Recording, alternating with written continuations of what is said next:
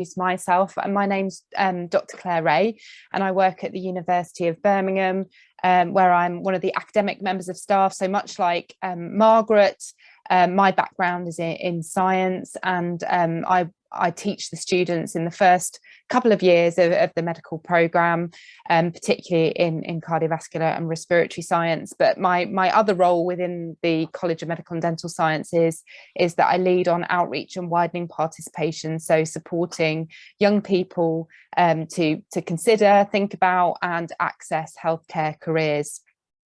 I'm going to be presenting today with Anika, who is a third-year medical student at the University of Leicester. She's going to be talking to you a little bit about her experiences of applying to university and the support that she had, which was really useful, but also the support that she wished that she had when she was applying. This talk was put together with my colleague Nicola Lum at the University of Leicester, who's an academic liaison officer. Unfortunately, her little boy is a little bit poorly, so she's had to head off to look after him, but I will cover the areas that she was going to talk about. And then hopefully we're going to try and get our timings a little bit better than the last session. We might have a little bit of time for some questions in this session, but if not, then feel free to put them in the chat. Anika will look at the chat as we go through the talk, and we'll answer any questions that you have. So just to say what we're going to cover today, we're going to talk to you a little bit about helping students choose the right healthcare careers for them. Thinking about helping students then, once they've sort of identified a healthcare career that they would be interested in pursuing, choosing the right course for them, so which university to go and study at. We're going to have a think a little bit about what your roles might be in supporting these young people. As I mentioned, we're here for Anika about her experiences and have some time for some Q&A. So hopefully that is okay with everyone. So we're going to start off by thinking about helping your students choose the right healthcare career. Now, we Margaret alluded to this a little bit in her introductory talk. There are many healthcare careers, and I think if you spoke to your students and asked them to name the healthcare careers that they've heard of, they might come up with maybe 5 or 6, but actually there are 360 roles within our NHS. So there are so many different careers in which students who sort of say that they want to be in a career in healthcare, so a caring career where they have lots of interaction with patients, they want to make a difference to the lives of those patients. They're not just limited to medicine, dentistry, nursing, pharmacy. There are so many different things that they can do. So right from, the early part of secondary school, so from year 7 upwards, students can start thinking about these. And these 2 websites here, which there'll be a link to in your delegate pack, which will be distributed after the conference, are absolutely brilliant websites for getting students to think about what is actually available to them. So encouraging them to do lots of online research is really fantastic. Another way that they can explore these healthcare careers is to look through university websites and look at the sorts of courses that are available. But also universities will have summer schools, they will have outreach activities that students can go along to talk to students, talk to members of staff, just find out more about these different healthcare careers and what they involve and the sorts of skills that students need in order to pursue them.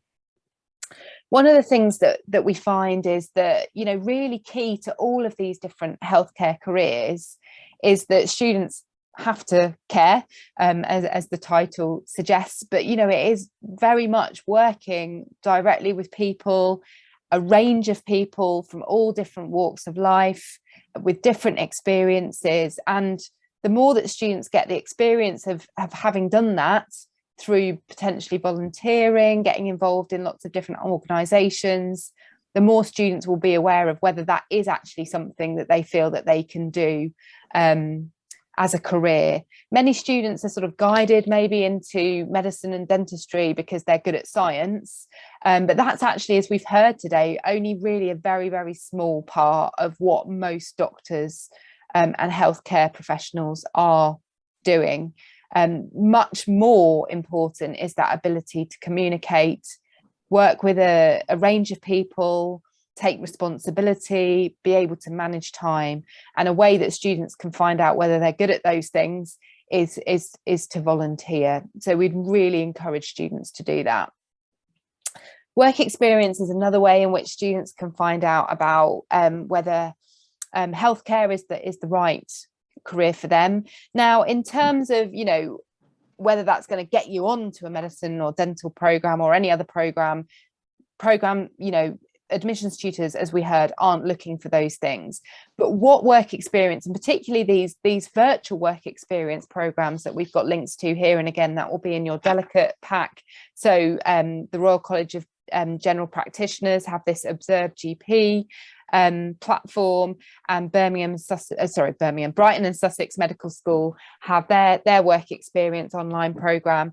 Will be to support your students to discover what different healthcare professionals do within a multidisciplinary team. So all of those different healthcare roles, actually, what do they do? What is different about being a nurse from being a doctor, or being a pharmacist, or being a physician's associate, a physiotherapist, an occupational therapist, a speech therapist, etc., etc. So, you know, those are really, really important, but they also support students to identify, well, specifically what skills are needed for each of those. So one thing that maybe students don't think about with dentistry is that you really need excellent manual dexterity. And so actually having a creative hobby where you're working with your hands and doing really intricate things, maybe model making, that kind of thing, that could be a really good way of finding out whether you have the skills that you need for those careers. Oops. So once the students have thought about which healthcare career they might want to pursue, they then need to think about where are they going to apply to. And this is again where they need to put a lot of time into research. And all of the information is very readily available online. So course structure, you know, some universities teach very traditionally with lectures and small group teaching sessions. Some universities, that will be much more placement based learning. So for example, our nursing students go out into hospitals right from the beginning of year one, and they do an awful lot of their learning on the wards. Some courses will have a mixture between the two, and different students will like different ways of learning. So they really need to find out about those, both from the website, but again from university open days. Entry requirements, again, as Margaret alluded to, are a task to navigate in themselves. The Medical Schools Council website for medicine, but equally there is a Dental Schools Council, and the Healthcare Schools Council web pages have brought all of that information together. It's a good place to start. But then students, once they decide which universities they're going to apply to, they really need to study those university websites really closely. So they're very, very clear on what information they're going to need to provide, what they're going to need to do, and how actually their skills, their qualifications, how they match each of the different universities. And in the end, probably it's going to be looking at what they have to offer and what the universities are looking for. Finding those that match is actually going to determine which universities they apply to.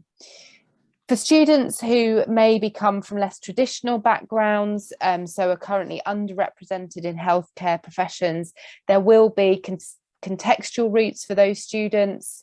So there will be widening participation programs at many universities.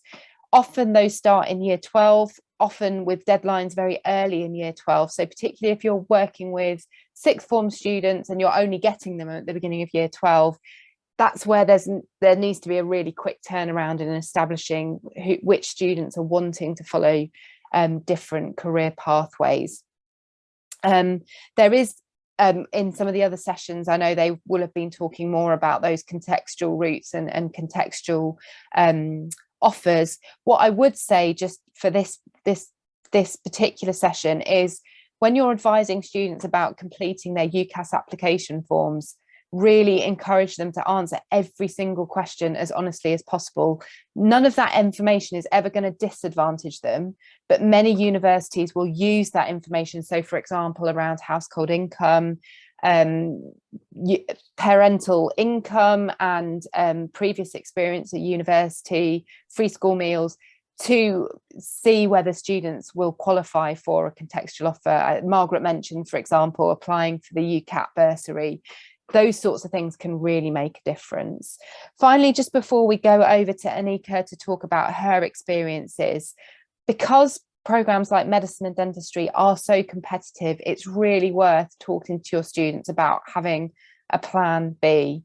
So is there something else that they really would be happy doing that they can put down, for example, as their 5th UCAS choice if they're applying for medicine or dentistry? Could they think about, you know, applying for these courses as a graduate? So there are graduate entry medicine and dentistry programs. Might it be sensible for some students to apply once they've got their A-level results if they're not sure whether they're going to meet the entry requirements or not? Take a gap year and do some really valuable experience during that year to really maximise their chances of getting an offer if they've achieved the grades that they need to get. So I'm going to pass over to Anika now, who's going to tell you a little bit about her experiences, and she'll introduce herself as well. Hi everyone, my name is Anika. I'm a 3rd year medical student at the University of Leicester. It's lovely to meet you all. So I thought firstly I'd just give you a bit of a background. So I went to 6th form in Solihull, just outside of Birmingham. I did biology, chemistry and maths for my A-levels, and I got all A's in them.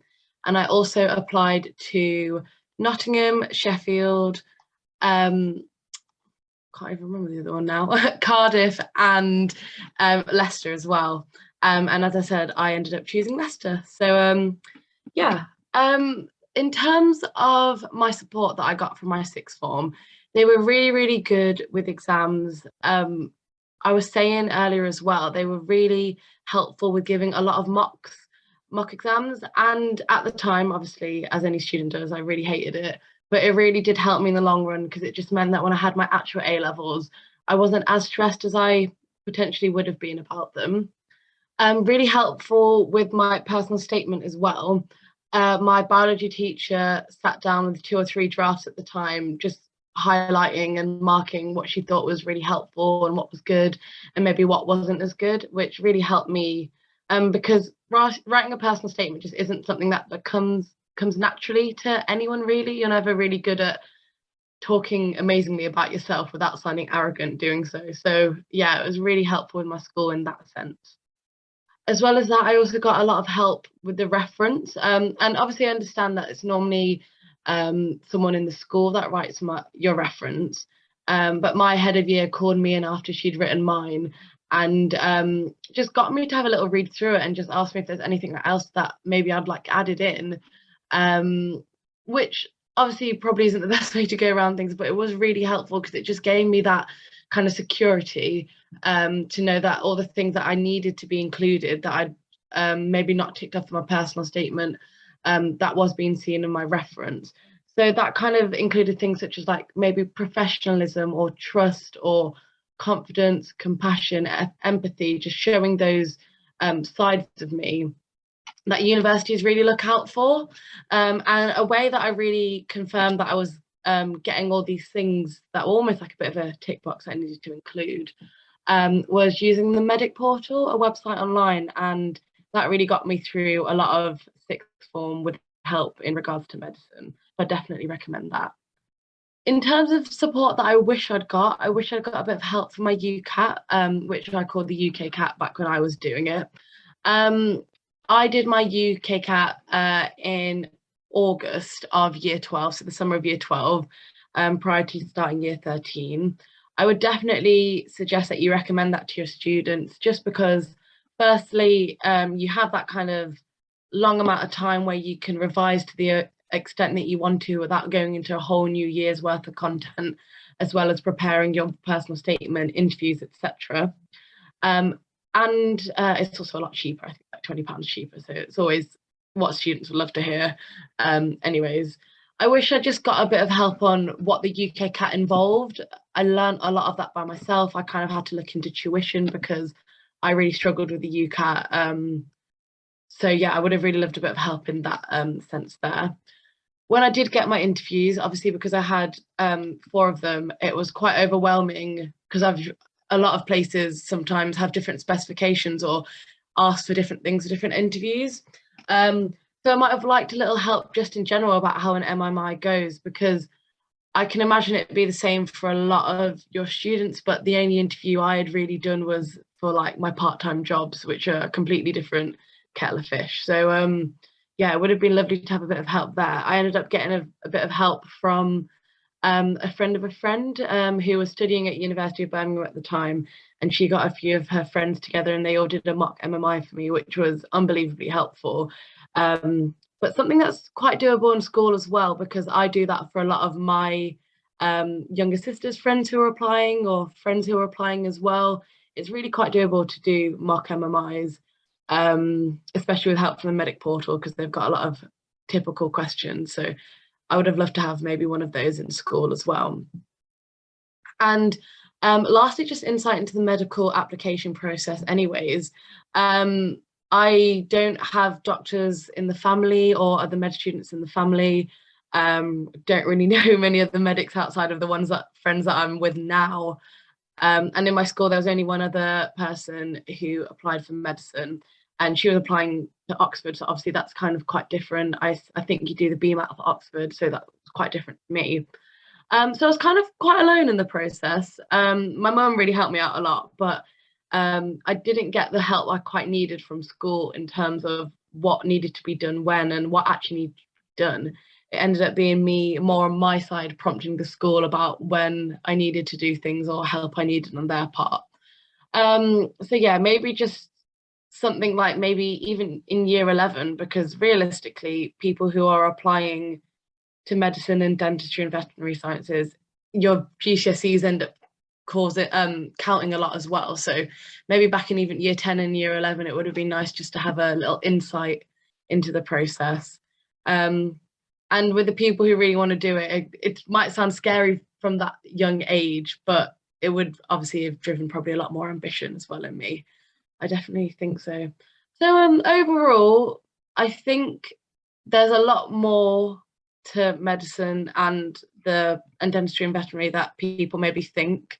Maybe a bit of a warning would have been a bit nice, and it would have been really helpful from school in that sense. But just being there for your students, kind of showing them that you understand that they're going through a lot, and maybe a lot more than the average sixth form student is.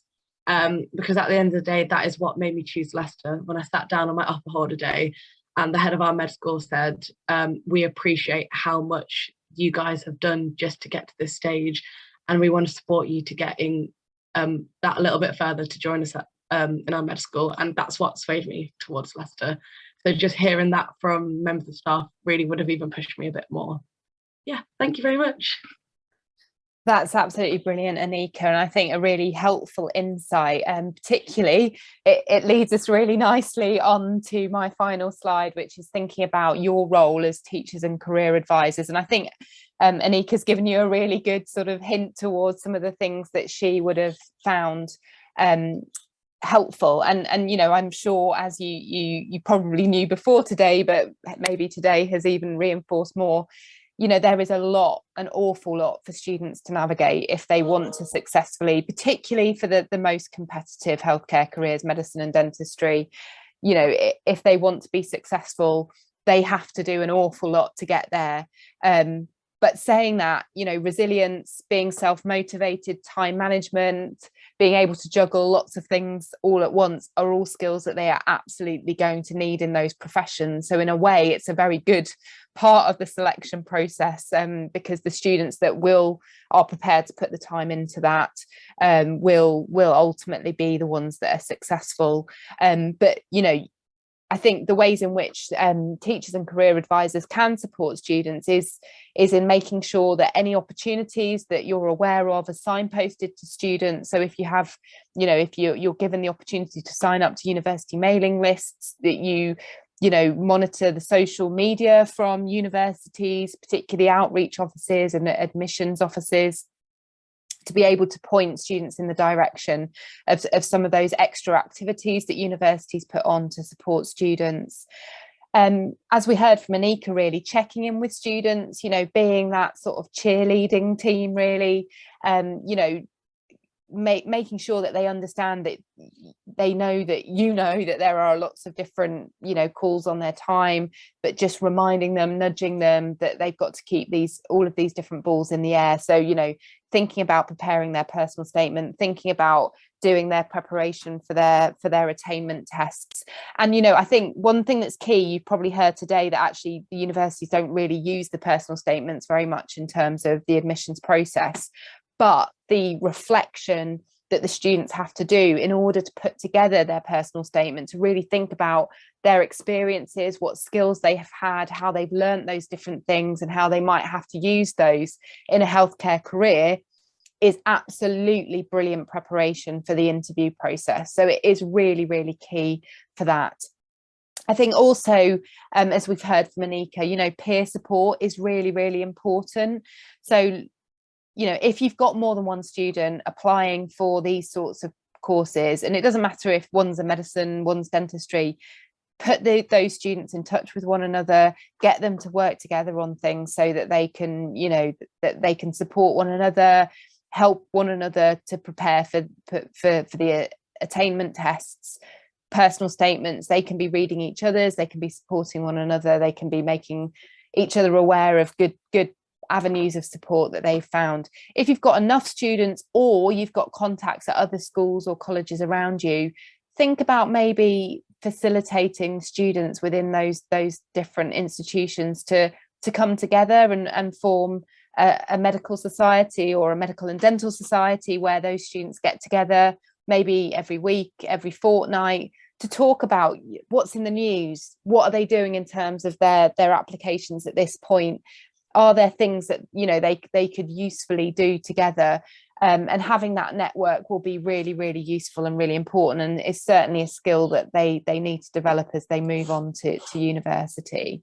So we've got a couple of minutes left. If anyone has any questions that they would like to ask, please feel free to put those into the chat, or equally unmute yourselves, and we have got 56 seconds to answer any questions. Please do ask those questions. Also, Anika, if there's anything lastly you'd like to add, as any final thoughts, do please feel free to do that as well.